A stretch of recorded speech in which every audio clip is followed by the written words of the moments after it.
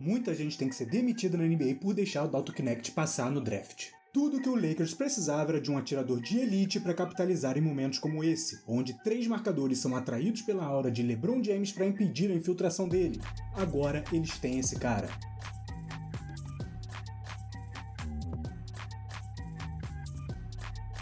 Marcar em zona virou suicídio contra o Los Angeles Lakers. Tudo o que eles precisam é de um momento como esse, onde o Markkanen, o Sexton e o George ficam olhando para a bola de costas para a marcação.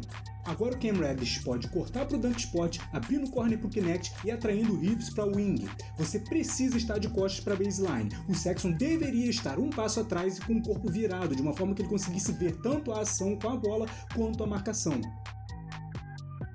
Esse posicionamento permite o passe no espaço entre os marcadores. O George está completamente batido na jogada e o Sexton dá esse pulinho para trás. Quando ele percebe o que aconteceu, o Knecht já está subindo para o arremesso. Elite Sharpshooter. Dalton Knecht vem para Rookie of the Year. Um erro na transição e ele vai capitalizar.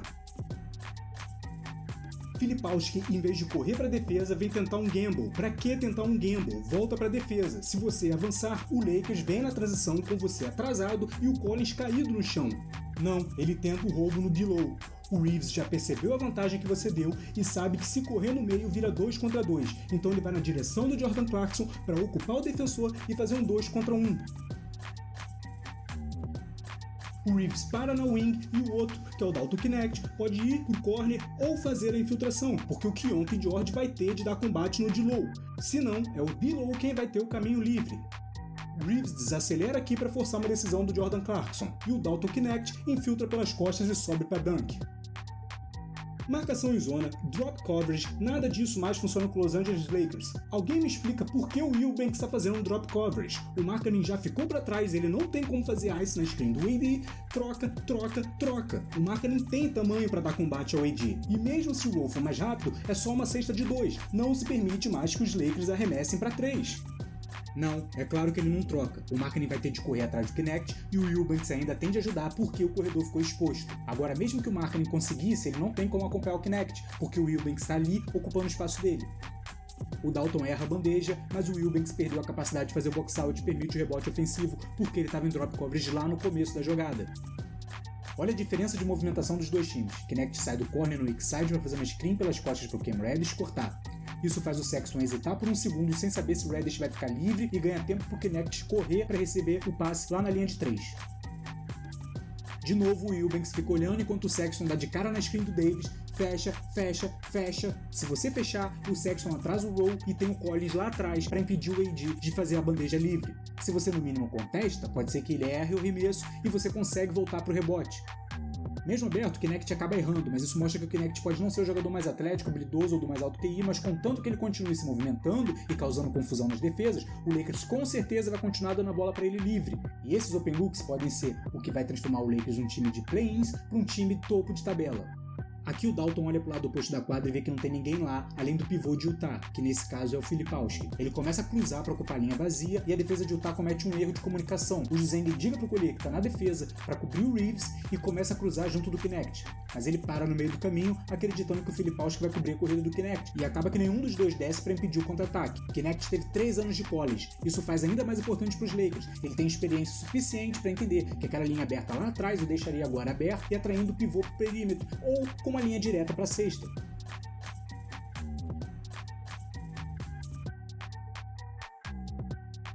Outros novatos ficariam aqui na wing, mas a gente está falando do Rookie of the Year.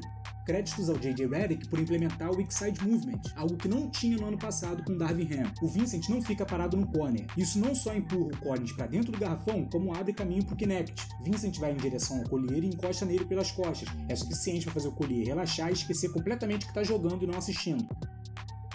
Quando a bola é passada pro AD dentro do garrafão, o center de LA atrai o Collins para ajuda, enquanto Vincent abre para o wing. Essa movimentação off-ball deixa o Knecht completamente livre, mas o AD não vê isso. Mas a gente está falando aqui do novato do ano, e você acha que ele ficou olhando quando não recebeu a bola no corner? Não, ele corta para dentro, uma vez que o John Collins faz uma aposta e não rouba a bola. Easy dunk, mas tudo começa com a movimentação do time e a atividade dos jogadores em todos os cantos da quadra.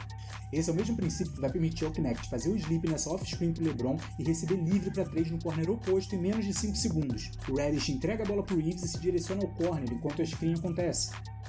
O AD se movimenta para fora, aparentemente para descongestionar a quadra, mas é o movimento que ele faz em frente ao garrafão que abre completamente a posse. Ele finge que vai fazer a screen e corta imediatamente, o que faz o Collins se precipitar para ajudar no garrafão. O Sexton percebe o Reddish armando a screen atrás do Collins e tenta se recuperar, mas com o Collins indo em direção ao AD, o Sexton perde tempo tendo que desviar antes de poder ir para a esquerda para contestar direto. Palmas para J.J. Redick pela movimentação do Lakers, mas também para todos os envolvidos em deixarem o Knecht cair para 17º no draft. Dalton Knecht é gatilho puro, Rookie of the Year. Não se ajuda em one pass away. O Markkanen faz exatamente isso. Não só vai ter scout sendo demitido por causa desse novato, como também o Will Hardy. O Will Hardy tem de ser mandado embora depois desse jogo. Olha o espaço que o Knecht tem para armar o arremesso. A partir de agora, os adversários têm de entender que o Lakers encontrou um atirador de elite. Não deixa mais chutar. Qualquer time que marcar em zona o Los Angeles Lakers com Dalton Knecht em quadra vai sofrer. Markkanen desrespeita o garoto de novo, mas dessa vez ele hesita e devolve o passe. O raio não cai 2 vezes no mesmo lugar e ele acerta mais uma. O vovô vai à loucura. Atirador de elite. Elite. Olha isso. É igual. Parece replay da jogada. O banco e a arena toda em êxtase. 3 seguidas e o shrug do Jordan.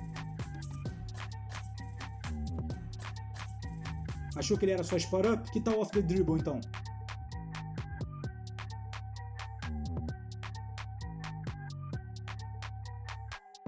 Knecht já causou a demissão de alguns scouts da liga, do Will Hardy e agora vai ser a do Wilbanks, porque ele tá de novo na drop coverage. Ele manda o Williams trocar, mas anda para trás.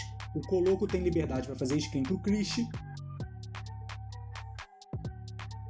O Christie só tem todo esse espaço porque o Utah não faz trocas depois das screens graças ao Will Hardy. Se o Clarkson troca com o Collier, ele corta o caminho do Christie e o Collier ficaria na frente do Knecht, impedindo essa segunda screen de acontecer. Como nada disso ocorre, o Wilbanks anda ainda mais para trás para cobrir o Christie. Para o Will Hardy. Só para. E o Knecht faz um curl perfeito nessa screen. Ele passa tão próximo do Coloco que eles chegam a bater com os ombros. Jordan Clarkson fica sem espaço nenhum para passar. O LeBron vai fazer a festa com esse garoto em quadra. Era tudo o que ele queria. Alguém para capitalizar no fato dele ter tanta aura que atrai os adversários. Olha o espaço que o Sexton dá pro Knecht receber e passar. O D'Lo até pensa em subir dessa vez, mas ele percebe que não precisa. Mesmo com um erro, isso a longo prazo alivia a pressão em cima do LeBron, que precisa se movimentar menos para pensar menos o jogo e guardar energia para os momentos decisivos. Lembra que na última posse o D'Lo percebeu que não precisava subir? Era exatamente isso que ele queria fazer. O Jazz continua marcando em zona, então se ele fizer uma screen aqui no Markkanen, a drop coverage vai garantir que o Sexton não vai pro head. Isso vai ser mais um arremesso livre, e é o que acontece.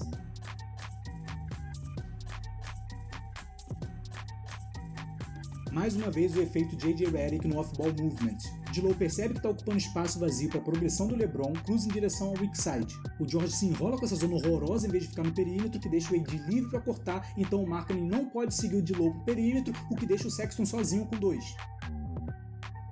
O passe chega ao D'Lo, que se livra imediatamente da bola, e apesar de livre, o arremesso é curto. J.J. Redick era um sharpshooter em seu tempo na NBA e suas visões parecem finalmente se alinhar com o esquadrão de jogadores que ele tem à sua disposição. Isso indica que teremos muito mais de Dalton Knecht essa temporada e eu tô curioso para saber como é que ele vai corresponder agora que o hype se instaurou ao seu redor. Ele entrou definitivamente no radar dos outros times, o que vai dificultar que ele continue ficando livre tantas vezes a partir de agora.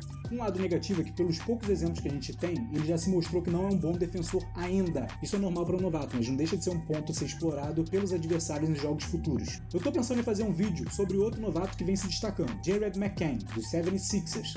Se isso for do seu interesse, me diga nos comentários. E se você gostou dessa análise e gostaria de ver mais, considere deixar um like aqui embaixo e se inscrever no canal.